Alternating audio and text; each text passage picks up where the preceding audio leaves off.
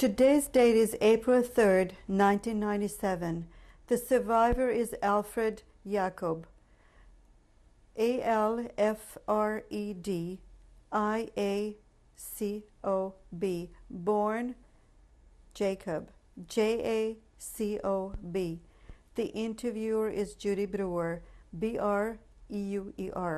The interview is being conducted in Toronto, Canada. Language of the interview is Hungarian.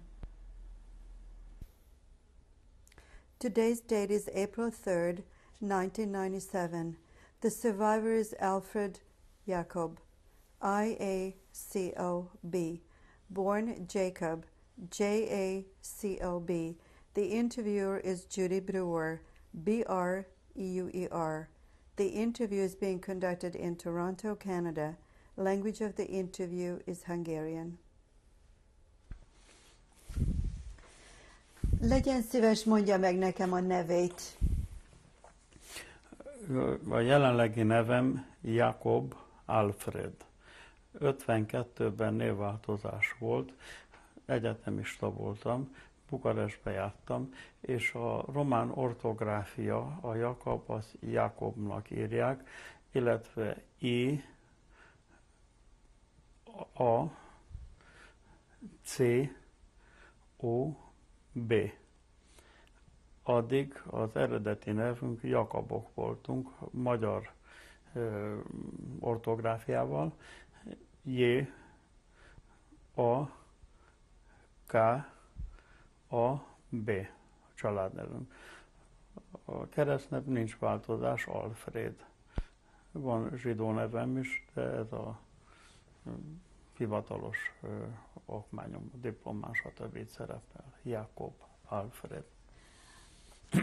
Mikor született Mr. Jacob? Ha jól emlékszem, 1924. február 16-án. Most hány éves? Hát ezek szerint betöltöttem a 73-at.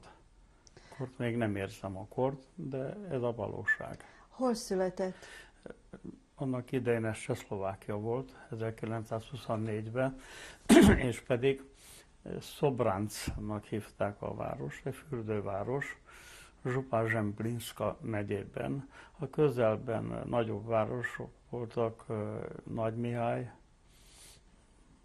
az volt közelebb hozzánk, Nagymihály, Munkács, Beregszáz, ez a környék.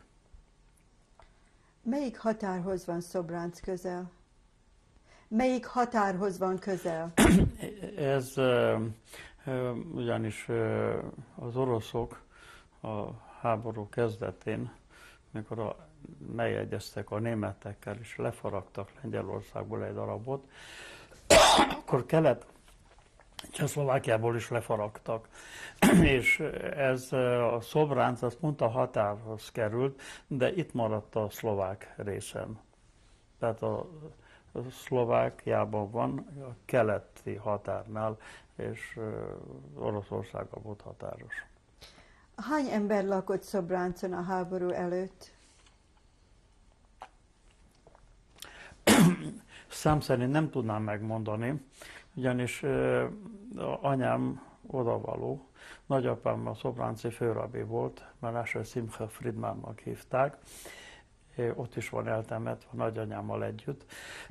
Anyám pedig Erdélyben jött férjhez, Szilágycsebe éltek a szüleim, ott nőttem fel, egészen 13-14 éves koromig, és amikor kellett, hogy szüljön, akkor elment Szobráncra a szülőházban, ott szült, és a szülés után tifusza volt, ott kellett, hogy maradjon, úgyhogy 1 éves koromban elkerültem onnan, erre az időre nem emlékszem, de ugye a 34 körül, 33 körül lehetett, meglátogattam Szobráncot, Nagymájban volt egy másik nagynéném, a férje Labi volt ottan, Dávidovics, és akkor összegyűltek az összes testvérek, 9 voltak testvérek a rabinak a gyerekei, és egy nagy esküvő volt akkor, és akkor többek között elvittek Szobráncra, és a szülőházban volt a templom, a rabi lakás, stb. Gondolom, hogy kellett legyen egy nagyobb hitközség, hogyha külön rabbijuk volt, sakter, stb. Tehát egy komoly hitközségi élet folytottak, és voltam kint a temetőben, a temető közepén 2 hatalmas sírkő, a nagyapám, nagyanyám, a díszhelyen van, és elég nagy temető van ottan, tehát csak ebből tudok információt adni, hogy ott valamikor lüktetett a zsidó élet, és volt sok zsidó. Általában magyarul beszéltek, mert ez a része az osztrák-magyar monarchiában Magyarország volt. És a háború alatt, mikor a felvidéket elfoglalták, megint Magyarországhoz került. Általában mennyi ember lakhatott ott? Nem csak zsidó, hanem keresztény is. Nem tudnám megmondani. Gondolom, egy olyan kisebb városka lehetett, 6-7 ezer lakóssal. Nem tudnám pontosan megmondani. Milyen iskolák voltak Szobráncon? Hogy? Iskola, milyen iskola volt? Nem tudok adni információt, mondom, hogy 1 éves koromig voltam ottan, és a második látogatáskor még szintén kisgyerek voltam, és csak annyit tudok, hogy a gyönyörű kénfürdők vannak ott, egy fürdővároska, onnan jöttek mindenhonnan a gyógyfürdőre, úgyhogy emlékszem a fürdőre, a kénes vízran zöldes volt, egy gyönyörű park közepében volt. Emlékszek a főutcára, emlékszek a nagyapámnak a rabi lakáson, egy kis patak folyt végig. Sokkal többet nem tudnák mondani. Mr. Jakab, hova költöztek utána? Hol lakott? Tehát anyám 22-ben ment férjhez, 24-ben születtem, 24 elején, Szilágyben jött férjhez, Szilágy megyében van, tehát mikor én megszülettem, akkor ez Románia volt. Jelenleg is Románia, de 18-19. osztrák-magyar monarchiához tartozott, tehát általában magyarul beszéltek. A lakosság 95%-a magyar és zsidó volt. A zsidók lehettek körülbelül 1/3 a lakosságnak, abban az időben lehetett olyan 4-5 ezer lakósa, tehát zsidó lélek lehetett kb. 700 gyerekről mindenestől. Ez egy óriási nagy zsidó központ volt. Apám volt a Szilágyi Zsidó Hitközségnek a jegyzője az első világháborútól a deportálásig. Úgyhogy mondhatom, hogy történelmet írt, minden hitközségi gyűlésnek a jegyzőkönyveit vezette, és nagyon érdekes volt az egész struktúra, hogy volt megoldva, mivel semmiféle külső segítségben a zsidók nem részesültek, ugye? Tehát a zsidók ellátóan maguk kellett megoldjanak minden problémát, és pedig mindenek előtt gondoskodni a betegekről, a szegényekről. Ez mind apámhoz tartozott, mint a hitközségi titkára. Volt elnök, aki 2 évenként választottak, aki tiszteletbeli volt, második aláírás, de az egészet apám vezette és irányította, nem csak Szilágyet, hanem egy csomó község, ami hozzátartozott. Ez járási központ volt, Szilágynak volt járásbírósága, volt ipariskolája volt, stb. Tehát egy önálló adminisztratív egység volt. A megyei székhely a Zilau volt. Már most van, hogy visszatérjek a zsidó életre, talán ez érdekel, nem is tette fel a kérdést, de gondolom, hogy ide tartozik. Ezért röviden fogok beszélni a szilágyi zsidó életről, a zsidó tradícióról.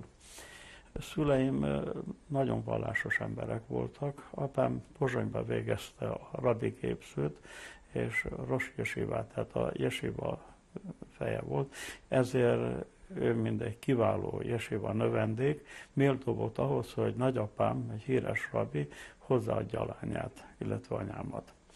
Ez nem akárki lehetett az Obránci rabbinak a veje. De ez hozzátartozott, hogy világi tudományokban is egy felkészült, művelt ember legyen. Anyám amellett, hogy parókás vallásos zsidóasszony volt, amellett ő is kereskedelmi középiskolát végzett, de ezt annak idején csak úgy titokban lehetett csinálni, mert különben a hívek kitértek volna a hittükből, hogy anyám mit keres egy ilyen állami hivatalos például iskolában, ugye keverednek minden.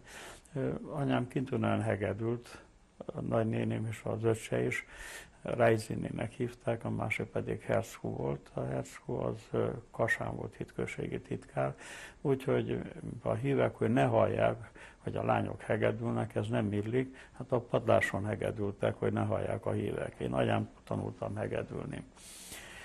Ezt azért helyeztem elősúlyban, hogy nagyon vallásos környezetben nőttem fel, de nem bigót vallásos, hanem modern értelemben. Én magam nem voltam kimondottan istenhívő, de ugye sivabohar voltam, pályaszom volt, ugye, cicaszom kilógott, hogy jártam az iskolába és kapelival, ez ott nagyon természetes volt. Az ottani lakosság elfogadta a zsidóságot úgy, ahogy semmit nem kellett titokban. Hogyha a hónap elején például a hold, van egy ima, amit elmondunk, amikor hold eleje van, akkor a templom előtt gyertyával imádkoztak a zsidók. Ez az egész község szeme látára. Ha jött Simchat Torah, akkor az utcákon végig táncolva mentek, és a cigánybanda húzta a nótát, és mentek a Smedrisba, a templomba. Két hitközség, illetve hitközség egy volt, Szilácsi autonóm izraelita hitközsége, de volt egy haszid csoport, amely nagyon vallásos haszid csoport, azokat mi szefárdoknak hívtuk, és a nagyapám, aki szintén rabbi és dáján volt, dáján azt jelenti, hogy hozzájöttek, ha ítéletet kellett hozni, és zsidók nem mentek pereskedni. Akkor ez nem tartozott a zsidókhoz. De csak hogyha ott már nem tudtak megegyezni, és akkor vehettek. És apám ottan ebben a Smedrisban, ottani már volt, de apám bár ő időségi jegyző, neki mindenkor a nagy templomba kellett lenni, de szombat délután Sölös hídaszkor, amikor sorban adtak kidist az emberek, hering, pálinka, harapni való hozzá, akkor mikor sorban volt, akkor ő is vitte, és úgyhogy szombat délután aztán voltak ilyen bölcsészeti, talmudi megbeszélések, tanulmányok, stb.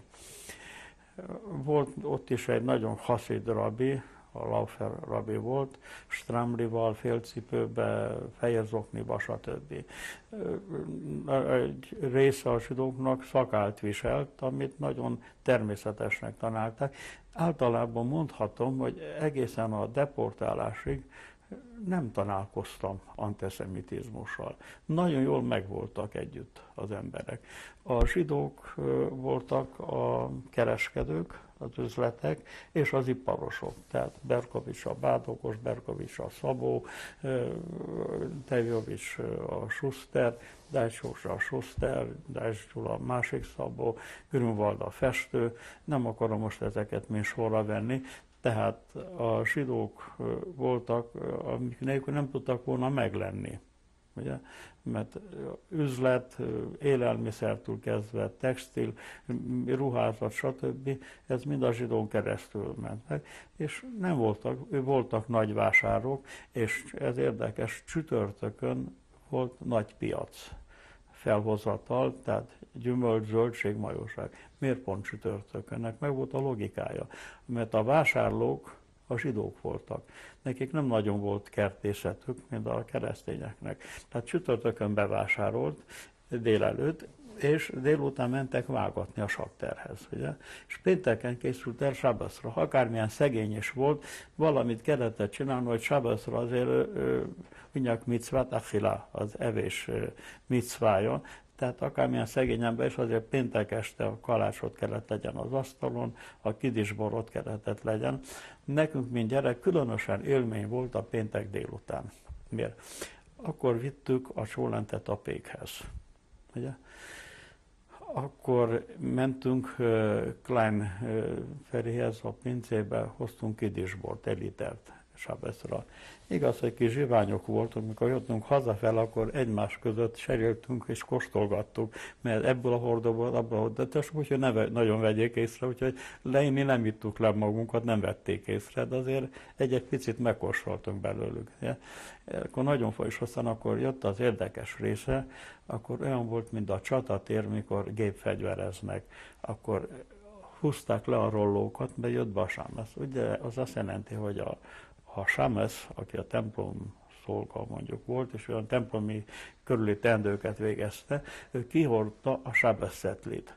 Minden héten mindenkinek hazavitt, és be volt írva, mikor kell a munkát abba hagyni, mikor kell az üzleteket becsukni, mikor kell gyertyát gyújtani, mikor megy ki a sábesz. Ugye? És ez szentírás volt. Ugye?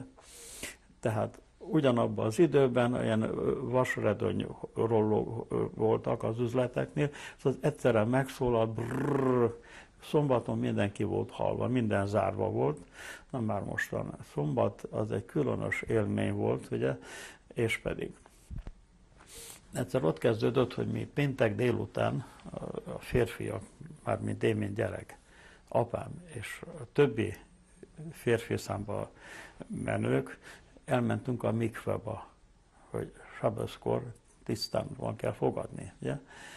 Tehát ez megint nagy élmény volt nekünk a Lubickolni, a mikveba, az ilyen kóser mikveba, ott nem éltek csapokon keresztül, csak természetes forrásvíz volt. A mikve az egy óriási komplexum volt, ott volt a hajder, ott volt a templom, ott volt a sakterlakás, ott nem volt a sámesz lakás, ott volt a Schleifstib. Azt apám hozta létre egy kis házikót, egy szoba volt a koldus szegény nőknek, egy szoba volt a kolduló férfiaknak, akik nem odavalósiak voltak, mert az a híre járta, hogy esetleg tetője van, és akkor féltek befogadni a házba. Tehát jött apámhoz, és akkor ott meghálhatott. Na már most aztán akkor elindult, nem sábeszkor, hanem utána elindult snarolni. Úgyhogy összeszedett egy kis pénzt, aztán legközelebb másfele, és ebből úgy, ahogy meg is éltek. Voltak aztán olyan elitkoldusok, akik nem illet, hogy ő menjen házalni, akkor apám összeállított egy listát, és akkor azt összeszedték a pénzt, és odaadták neki egy összegben. Ugye? Mostan beszélek csak erről a mikve komplexumról. A mikve, azt mondtam, csak forrásvíz lehetett, és ezt kellett nagyon vigyázni, hogy ne egy tréfli edényekkel ezt betréflizzék. Nekem akkor úgy tűnt, hogy valami óriási nagy dolog, úgy képzeljük el, mint egy nagy fazaka, lábost, ami szája lefele van. Ez betonból volt az egész letakarva, és kb. Egy olyan négyzetarasnyi kis rés volt, ahonnan lehetett csuporral vizet venni, és vederrel hazavonni, mert nem volt vízvezeték. Na már mostan, és ez is lakattal volt zárva. De ez volt a legjobb ivóvíz, ez valami 300 méter mélyről jött a földről, és ugyanegy ilyen kút volt még egy, amely ellátta a szilárdságot, az Ártészi kút a főtéren. Oda már vitték az állatokat is itatni. Ez volt a kóser, és innen aztán vederre kellett, hogy cipeljük haza. Ugyanott volt a hitközség irodája és apámnak, és ugyanott volt a mátszegyártás is. A mátszegyártás az egy nagyon nagy élmény volt, ez már körülbelül decemberben megkezdődött, és a szegény lányok, asszonyok kézzel, laskanyújtóval csinálták a mátszekat. Na most mondtam, voltak a mesgiachok, akik a kóserságra felülvigyáztak, hogy nehogy elkezdjen erjedni. Tehát voltak üvegcserepek, és avval állandóan pucolták a lányoknak a laskanyújtóját, hogy ne rakódjon rá a tészta. És ez ment a sütés egészen húsvét előtti napig. A húsvét előtti nap az más. És elkészültek a csomagok, körülbelül olyan 50 centi átméretű kerekmácok voltak, és elkészültek a csomagok. és ezt megvették, ez kis jövedelmet hozott a hitközségnek. Apám rendelte meg nem tudom hány vagon kóser lisztet erre a célra, de apám gondoskodott arról, hogy a szegény emberek, attól függően hány tagja van a családnak, megkapják a maceszt ingyen. De ezeknek hazaküldték. Na mostan. A húsvét előtti nap, tehát Erev Pesachkor, akkor készült a sméremáca. Nem lehet kóser az a 100%-os glatt kóser, az a máca, amit női kéz járt rajta. Akkor csak a vallásos férfiak csinálták a mácet. Az egy olyan sötétebb mácelízből volt, az a sméremácesz volt, és az a szédernál az mindig keletett legyen a sméremáceszból is.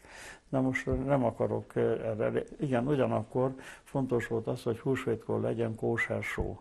Nekünk volt egy ilyen kézi malom örlő, és apámnak annak idején még volt üzlete, és ő csinálta a kóser sót Pészakra. Na mostan rá akarok térni, amivel elkezdtem az ottani zsidó életre. Először is elkezdem a szociális intézményeit ennek a szilágysai zsidó közösségnek. És pedig kezdődik azzal, hogy tél van, hideg van. A fűtés nagyon sokba kerül. Szegény embernek nem jut pénzre tüzelőre télen. Hadadon volt egy Blau Dezsőnek hívták, ha jól emlékszem, aki egy uradalmat bérelt erdőkkel, és neki meg volt adva apámtól a lista, hogy melyik zsidó családnak hány méter fát kell adjon, amilyen fel voltak így rakva ilyen méter izében. És aztán hazaszállították a szegényeknek a méterfát. Akkor szegény lánynak férhez kell menni. Hát szegény nem szegény, de kell legyen stafirungja. Hát nincs.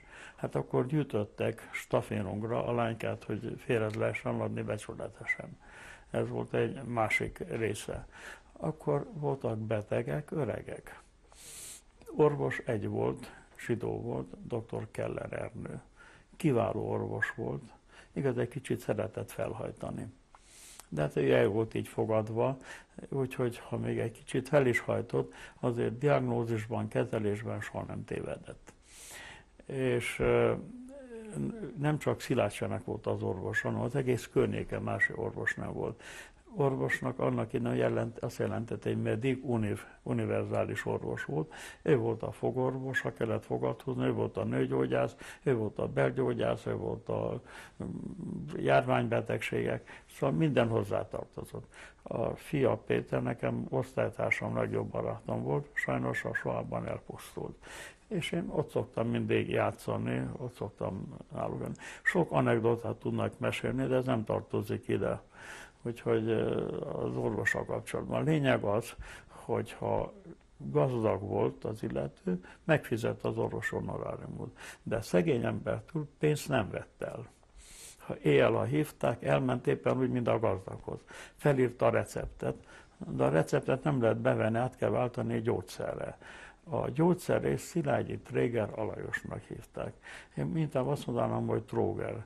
Abban az időben nagyon rendesen viszonyult a zsidósághoz, sőt a hivatalos házi barát, a tisztelt férnek a beleegyezésével egy zsidó házi barát volt, a dusgazdag Stern Malmosoknak az egyik fia, a Stern Moritz, aki napon reggeltől estig ott ült, majdnem mindig, éjjel hazajárt aludni. És minden oké volt. De mikor a deportálást elhatározták a szolgabíró, összejött a kupattanács, akkor Szilágyi volt az egyik, a Tréger Alajos, a gyógyszerész, akinál összeállították a listát, hogy kiket kell vinni Szilágy Csehébe, a gettóba, Szilágysomlyóba volt, nem Szilágysebe. Vagonéroztak, és úgy vitték el őket. De még a legjobb barátjának, aki házi barátjuk volt, annak se sukta meg, hogy bújjál el. Háború után elővették, és mint háborús bűnös ítélkeztek felette. De a Szilágyi Tréger Lajos annyiból tartozik a témához, hogy a receptet, amit kapott a Kellertől, ahol elment a patikában. De csak úgy szolgálta ki, hogyha rajta volt a hitközségnek a pecsétje, és apámnak a aláírása. És egyszer egy hónappal apámmal elszámolt, és megkapta a gyógyszerért a pénzt a hitközségtől. Tehát ezek, akik szegény zsidók voltak. Természetesen, hogyha Purim volt, akkor a szegényeknek küldtek mindenféle süteményeket, stb. Szóval minden vonatkozásban meg voltak oldva a szociális problémák. Ha viszont súlyosabb beteg volt, és kórházra lett szüksége, akkor a kolozsvári zsidó kórház volt a cím. A anyagi helyzethez méltányolva fizetett, vagy nem fizetett. Ugye? Tehát tűzifa, orvos, szegény, stb. Meg volt oldva. Nem akarok most már részletesebben erre kitérni. Gondolom, hogy ebből elég ennyi a csilácsétközség életből. Nálunk odahaza a családban szigorúan szombattartás volt. Élmény volt a péntek este, amikor hazajöttünk, addigra a lakás ragyogott, tiszta volt minden, mindenkinek ki volt készítve a tiszta ingersábbazra, stb. Kidis és énekeltünk, kiváló, apám Hezen is volt, és az ünnepekkor elég sokat keresett, mert mindig meg volt hívva más helységekbe, mint Hazen, előimádkozó, Rosh Hashanah és Jom Kippurkor, ami szép jövedelmet volt. A többi, ami ide tartozik, ami általános zsidó tradíció, szikaszkor a szika, meg stb. Ezt nem kell részletezem, ezt minden zsidó is tudja már, hogy ez nézett ki. Na mostan, ha volna valami kérdés. Mr. Jacob, beszéltünk az édesapjáról, beszéltünk az édesanyjáról. Megkérdezhetném, mi volt a pontos neve az édesapjának? Nem beszéltem még a húgomról. Az édesapjának a neve kellene. Az édesapjának a neve Jakab József. Mi volt az ő foglalkozása? Az ő foglalkozása, mondom, a rabbi képzőt végzett, kereskedelmi iskolát, perfekt volt németül, mert erre rátérek, mert Auschwitz-al kapcsolatban van, és a háború után egy ügyvédnél volt, akkor úgy nevezték ügyvédbojtár. Tehát nagyjából ő vezette az ügyvéd irodáját. Utána aztán volt egy fűszerüzlete, de ottan az üzletben mindent lehetett kapni. Ottan petrolmot is árultak, ottan üvegezés is volt, képkeretezés is volt, élelmiszer is volt, játékáruk is voltak, együtt volt a lakás az üzlettel. És aztán 33-ban volt a nagy világválság, amikor Romániában konverzió volt, vagyis az adósságokat törölték. Tehát senki nem tartozott senkinek. De apám, én becsületes ember, ő, akitől a szállítóknak ő azért becsületesen kifizette, de mivel ő hitelbe adta ilyen vásárlási könyvecskékkel, azok nem igyekeztek fizetni. Úgyhogy csődbe ment, és fele kellett adja az üzletet, és akkor maradt a hitközségi jegyző, ami nagyon gyenge jövedelem volt, és amellett aztán Malamed volt, Haiderba tanított, Hébert, szóval amit tanulnak a gyerekek Haiderba. Imádkozni, Rásit, heti szidrát, stb. Az édesapja harcolt az első világháborúban, Mr. Jacob? Az első világháborúban ő volt katona? Volt katona, de nem mondhatnám valami hős tettei lettek volna, nem sokat beszélt róla. De találtam a háború után, sajnos most hirtelen nem tudom elővenni, éppen költözködés közben vagyok, találtam egy listát, egy hivatalos listát, mikor 40-ben bejöttek a magyarok, és akkor összeírták a szilágyhelyi hadviselt zsidókat. És ezen a listán rajta láttam, apám is rajta volt, mikor született mindegyik zsidó, hol született, milyen rangja volt, stb. És akkor láttam, hogy apám tényleg volt katona, de nem nagyon beszélt erről. Nem, úgyhogy volt katona, és az ő katonasága egybeesett a világháborúban, mert 1891-ben született, ugye? Tehát 17-ben, vagy 16-ban, 14-ben, amikor kitört ebben az időben, tehát hadköteles. We are going to now change to tape number 2.